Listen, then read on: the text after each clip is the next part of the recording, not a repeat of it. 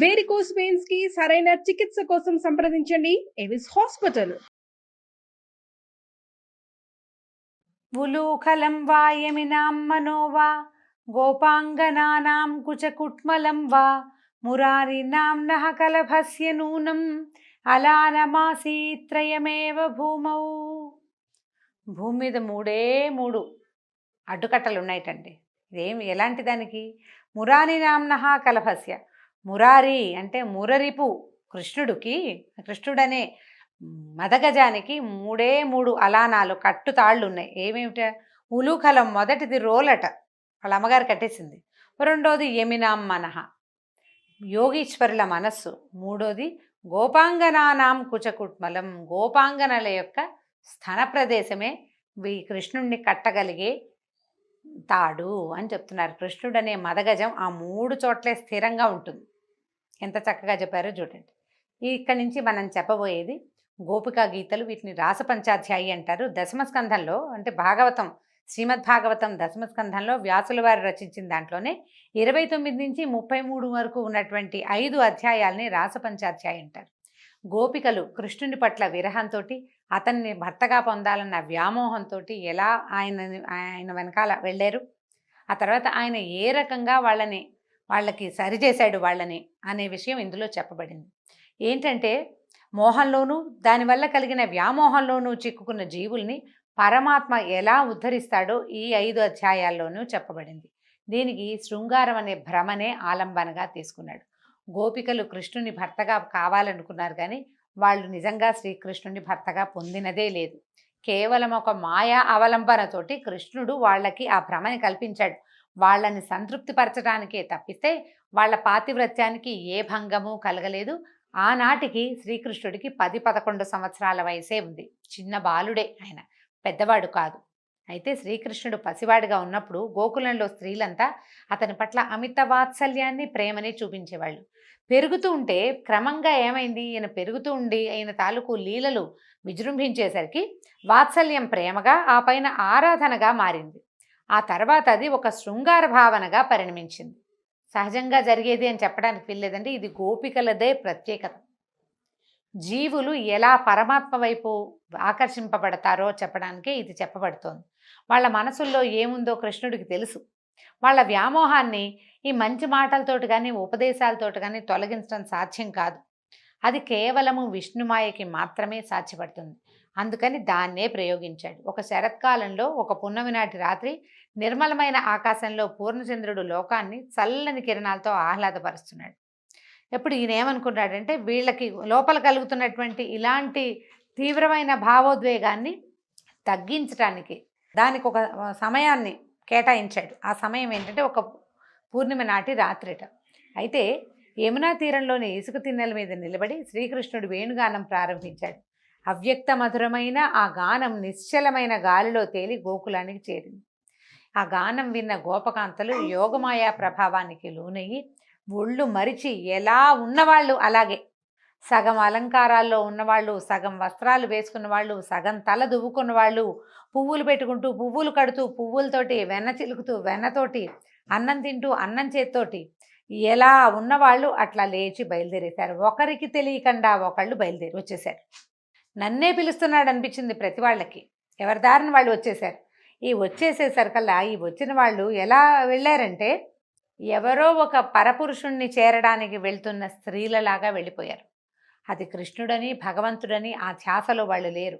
అప్పుడు పరీక్షిత్ మహారాజుకి ఒక సందేహం వచ్చిందంట. సుఖమహర్షిని అడుగుతున్నాడు, గోపకాంతలు కృష్ణుణ్ణి తమకి ఇష్టుడైన పరపురుషుడిగా భావించారు, పరమాత్మ అని కాదు వాళ్ళు భావించింది. పరపురుషుణ్ణి చేరడానికి వెళ్తున్నామన్న భావనతోటే వెళ్ళారు. వాళ్ళు చేసింది తప్పు కాదా? తప్పు కదా, అది జారత్వం, అది తప్పు కదా అని పరీక్షిత్ మహారాజు అడిగాడట. అడిగితే సుఖమహర్షి చెప్పాడు, ఏ భావంతోటైనా పరమాత్మని నిత్యం హృదయంలో నిలుపుకునే వాళ్ళు తప్పక స్వామిని చేరుతారు, స్వామి సాయుధ్యాన్ని పొందుతారు. రాక్షసులు కూడా ఇలాంటి పనే చేస్తారు. కోపంతో, క్రోధంతో, అసూయతోటో ద్వేషంతోటో భగవంతుడిని తలుచుకుంటూ ఉంటారు.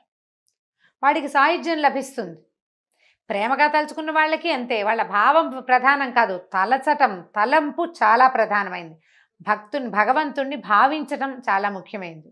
అది సరే. ఇప్పుడు చూడండి, ప్రేమతో గోపికలు కోపంతో శిశుపాలుడు, భయంతో కంసుడు, స్నేహంతో అర్జునుడు, భక్తితో నారదుడు, వీళ్ళంతా స్వామి సాయుధ్యాన్ని పొందారు.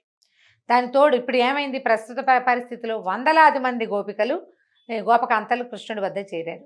వాళ్ళు వచ్చినందుకు శ్రీకృష్ణుడు పొంగిపోలా, ఆనందించలా, ఏం లేదు, వాళ్ళని ప్రోత్సహించలా, కామ్గా ఊరుకున్నాడు. ఏమంటున్నాడంటే, ఇట్లా రాత్రిపూట ఈ రాత్రి వేళ ఇలా ఇల్లు వదిలి రావచ్చా అటవీ ప్రాంతాలకి?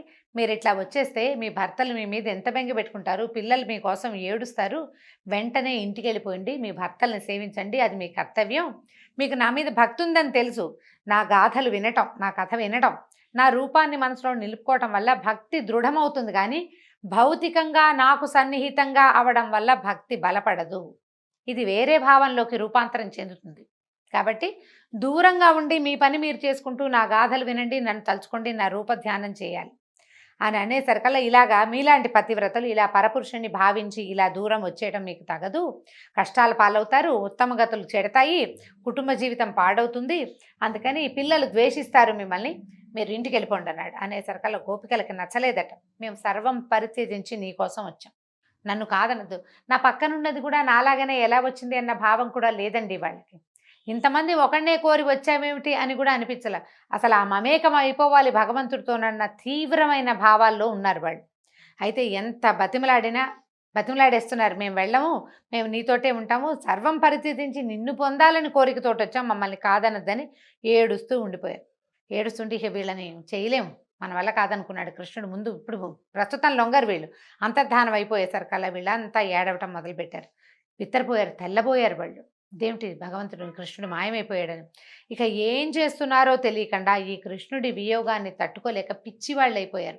ఆ లతలలో, తీగల్లో, వాట్లల్లో, వీట్లల్లో దూరిపోయి నికుంజాలలో, ఈ యమునా నది సైకత వేదికల్లో తిరుగుతూ అరుస్తూ పిలుస్తూ, కొంతమంది ఏమో భావైక్యత పొంది, కొంతమంది మేమే కృష్ణుడు అనుకున్నారు, కొంతమంది ఒకళ్ళు పూతనలాగాను ఇంకోళ్ళని పూతన సంహరించే కృష్ణుడుగాను భావించారు తమని తాము, ఇంకొంతమంది ఏమో ధేనుకాసురుడు గాను, ఇంకొంతమంది ఇంకో అసురుడు గాను, నేను తృణావర్తున్నని, నేను శకటాసురుణ్ణని, ఇలా రకరకాల, నేనే కాళీయుణ్ణని, ఇలా అనేక రకాల భావాలకు లోనవుతూ కృష్ణుడితోటి మమేకమైపోయారు, పిచ్చెక్కిపోయారనమాట.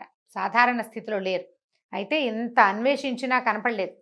ఎంతో వెతికి మేము మీ దాసీలం, ఏమీ ఆశించి దాస్యం చేయట్లేదు, మాకు నువ్విచ్చే వద్దు, నువ్వే కావాలి, మాకు భగవంతుడు ఇచ్చే వరాలు అక్కర్లేదు, వీళ్ళకి భగవంతుడే కావాలని ప్రార్థిస్తారనమాట. నీ చూపులకి లొంగి, నీ కంటి చూపుకి లొంగి నీ దగ్గరికి వస్తే ఇంత అన్యాయం చేస్తావా, ఇలా హింసిస్తావా, ఆయుధంతో చంపితే హత్య అంటారు, ఇలా కంటి చూపుతో చంపితే దీన్ని ఏమనాలి అని విపరీతంగా ఏడ్చారు. గోకులవాసులు ఎన్నోసార్లు ఇలా మృత్యువు ముఖాల్లోకి అడుగు పెడితే నువ్వు ప్రతిసారి రక్షించావు. కార్చిచ్చుల్ని తాగేసావు, దావాగ్ని వస్తే దాన్ని ఎత్తి తాగేసావు, వానలు వస్తే కొండనెత్తి మరీ రక్షించావు మమ్మల్ని. మరి అలాంటప్పుడు మమ్మల్ని ఎట్లా రక్షించకుండా వదిలేస్తావు? అందరినీ రక్షించావు, మమ్మల్ని కూడా రక్షించాలి కదా. నీ పాదాలని తలుచుకుంటూ అసలు పాదాలనే వర్ణించలేము. ఆ పాదాల సౌందర్యమే ఆ నిరుపమాన సౌందర్యం, తలుచుకోకుండా ఉండలేము. ఎంత చెప్పినా తనివి తీరదని, అసలు మామూలు పిచ్చి కాదనమాట. ఆ పాదాలు భూమి ఎంత పుణ్యం చేసిందో, ఈ పాదాలతోటే నువ్వు అక్కడే ఆవిడ మీదే తిరుగుతున్నావు అని ఎంత పొగిడారో, ఎన్ని రకాలుగా ప్రార్థించారో, ఎంత పిచ్చెక్కిపోయారో. అసలు మేము కుదురుగా ఇంట్లో ఉంటే నువ్వు ఈ సంగీతంతో కదా మమ్మల్ని పిలుచుకొచ్చావు, ఇలా మమ్మల్ని జడగొట్టావు, మేము ఇట్లా ఇక్కడికి వచ్చేసిన తర్వాత ఇప్పుడు నిన్ను మహాపురుషుడు అనాలి, నిన్నేమనాలి, నువ్వు ఇలా ఎందుకు వచ్చేసావు, వెళ్ళిపోయావు అని చెప్పి ఇంకా ఎన్నో భావాలతోటి. మాలో మాకు పోటీ అన్న భావన లేదు, ప్రతి వాళ్ళకి కృష్ణుడు కావాల్సింది అంతే. ఇక అట్లా ఉన్నారు ఏడ్చారు, విపరీతంగా దుఃఖించిన తర్వాత కొంచెం తెల్లవారుతుండగానే కృష్ణుడు మళ్ళీ కనపడ్డాడు. వాళ్ళ మధ్య ప్రత్యక్షమయ్యాడు. వాళ్ళంతా తమ ఉత్తరీయాలు, పైనున్న వస్త్రాలు పరిచి కృష్ణుడిని కూర్చోబెట్టారు. ఒక సందేహం ఉంది, తీర్చమన్నారు. మరి కృష్ణుడు భగవంతుడని తెలుస్తూనే ఉంది కదా. ఏమిటంటే కొందరు కేవలం తమను సేవించే వాళ్ళనే అనుగ్రహిస్తారు, కొందరు తమను సేవించని వారిని కూడా అనుగ్రహిస్తారు, కొందరు కఠినాత్ములు తమరు సేవించిన వారిని కానీ సేవించని వారిని కానీ అనుగ్రహించరు. ఇప్పుడు ఇంతమందిని సృష్టించింది దేవుడే కదా, ఇన్ని తేడాలు ఎందుకు పెట్టాడు దేవుడు? కొందరు అలాగా, కొందరు ఇలాగా ఎందుకు చేశాడు భగవంతుడు అని అడిగేసరికల్లా కృష్ణుడు ఎంతకంటే తెలివిగా చెప్పాడు. ఈ లోకంలో తమని సేవించే వారిని అనుగ్రహించేవారు ఉన్నారని మీరు అన్నారు, ఆ మాటలనే చూసుకోండి, వాటినే విశ్లేషిద్దాం. ఒకడు సేవిస్తున్నాడు, అవతలవాడు సేవించేవాడిని అనుగ్రహిస్తున్నాడు.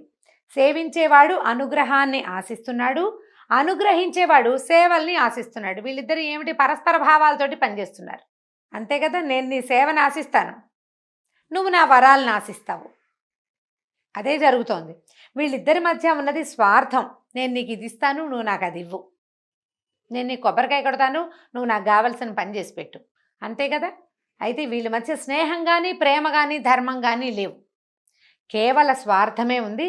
తమని ప్రేమించకపోయినా, సేవించకపోయినా అనుగ్రహించే వాళ్ళు ఉన్నారని మీరు అన్నారు. ఉన్నారు.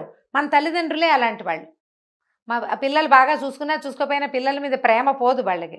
ప్రతిఫలాపేక్ష లేని ప్రేమ.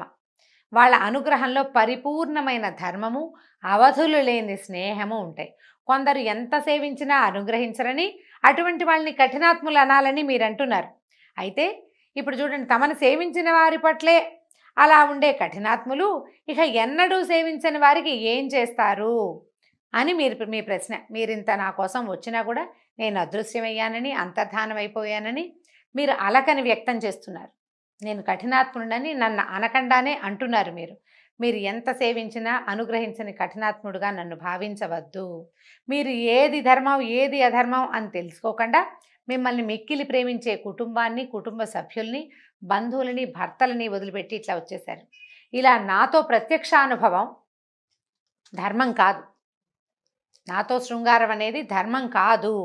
సఖులారా, ఒక పేదవాడికి అనుకోకుండా అఖండ ఐశ్వర్యం లభించింది.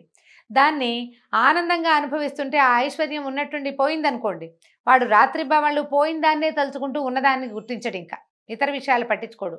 అలాగే నేను ప్రేమించే భక్తులకి, అంటే నన్ను ప్రేమించే భక్తులకి నా ధ్యానం నిరంతరాయంగా కొనసాగటానికి నేను కొద్దిసేపు కనిపించి అదృశ్యమైపోతాను. నా పరోక్షంలో మీ తలపులు నా మీద స్థిరంగా ఉంచటం కూడా అలవాటవ్వాలని మీ మధ్య నుంచి అదృశ్యమయ్యాను, కానీ మిమ్మల్ని బాధించడానికి కాదు. మీరు కులస్త్రీలు, భక్తులు, నా కోసం లోకపు కట్టుబాట్లని, గృహస్థ ధర్మాన్ని వదిలిపెట్టి వచ్చేశారు. మీ ప్రేమ కల్మషం లేదు. ఈ అనన్య భక్తికి నేనేమిచ్చినా తక్కువే అవుతుంది.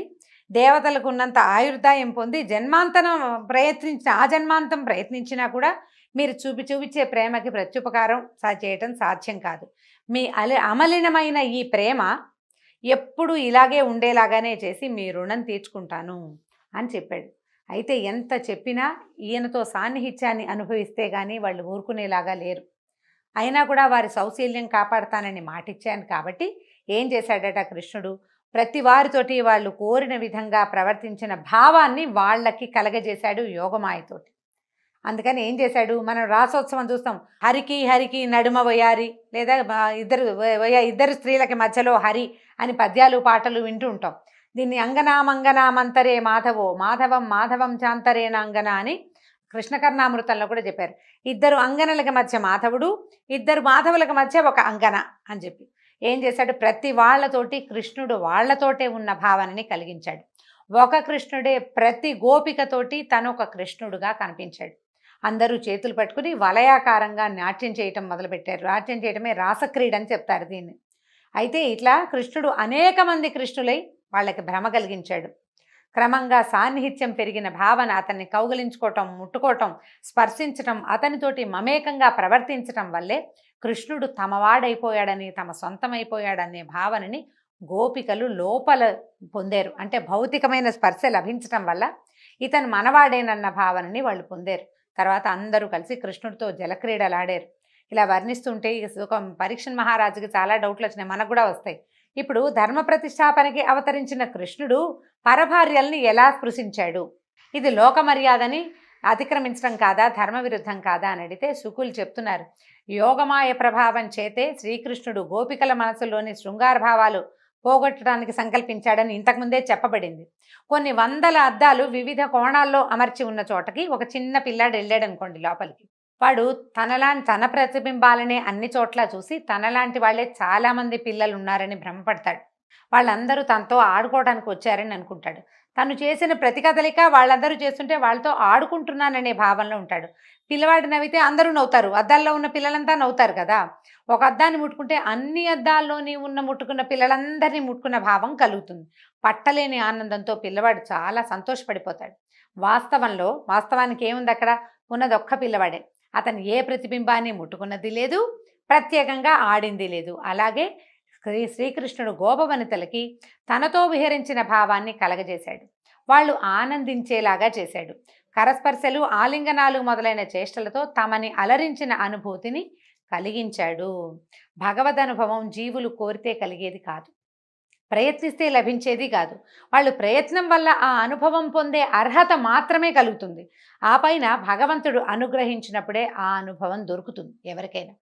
మనం ఎంతో ట్రై చేస్తాం, మెడిటేషన్లు అవి ఇవి చేస్తాం, బోల్డ్ అంత ప్రార్థన చేస్తాం, విపరీతంగా పూజలు చేస్తాం. మనం ఏంటి దానికి వెళ్ళడానికి ఒక మెట్టెక్కుతున్నాం అన్నమాట. సాధనలో, ఉపాసనలో మనం మెట్లెక్కుతాం. ఆ ఆఖరి మెట్టుకి భగవంతుడు మనని చేదుకున్నప్పుడే మనం పైకి ఎక్కగలుగుతాం. అప్పుడే మనకి పూర్తిగా భగవద్ అనుభవం కలుగుతుంది. ఆయన ఒప్పుకుంటే కానీ అది కుదరదు. మన కర్మ పరిపక్వం అయితే కానీ భగవద్ అనుభవం, భగవత్ సాక్షాత్కారం కుదరదు. అయితే ఈ స్త్రీల అనన్య భక్తి వాళ్ళకి ఆ అర్హతనిచ్చింది. అప్పుడు వాళ్ళ కోసం కృష్ణుడు ఒక భావనాత్మకమైన ఈ సన్నివేశాన్ని కల్పించాడు. భావనా జగత్తులో పరమాత్మ ఒకడే బింబం, అతడే సత్యం. జీవులందరూ కూడా అతని ప్రతిబింబాలు మాత్రమే. ఈ ప్రపంచం, ప్రకృతి ఒక అద్దం లాంటిది, అంతే. ఆ భగవంతుడు అందులో రకరకాల రూపాల్లో కనపడతాడు. అది చెట్టు రూపంలో ఉన్న అద్దం అనుకోండి, భగవంతుడు చెట్టులాగా కనిపిస్తాడు, అంతే. అంతకంటే ఏమీ లేదనమాట. అంతా భ్రమే, ఉన్నదంతా ఇదంతా మాయ, మిథ్య. ఉన్నదంతా భగవంతుడు మాత్రమే, అదొకటే సత్యం. ఇప్పుడు ఈ గోకులంలో ప్రతివాడికి, ప్రతి పురుషుడికి, ప్రతి పిల్లవాడికి తమ ఇంట్లో స్త్రీలు తమ ఇంట్లోనే ఉన్న భావన కలిగిందట. వాళ్ళు తమని కాదని బయటికి వెళ్ళిపోయారనే భావన రాల. ఇక్కడున్న ప్రతి గోపికకి కృష్ణుడు తనతోటే ఉన్నాడని ఒక భ్రమ కలిగింది. అంతా భ్రమే, అంతా కృష్ణమాయ. ఈ కృష్ణమాయతోటి ఈరోజు భాగవత కథాసుధ సమాప్తం. రేపు తర్వాత భాగంతో మళ్ళీ కలుసుకుందాం. నమస్కారం.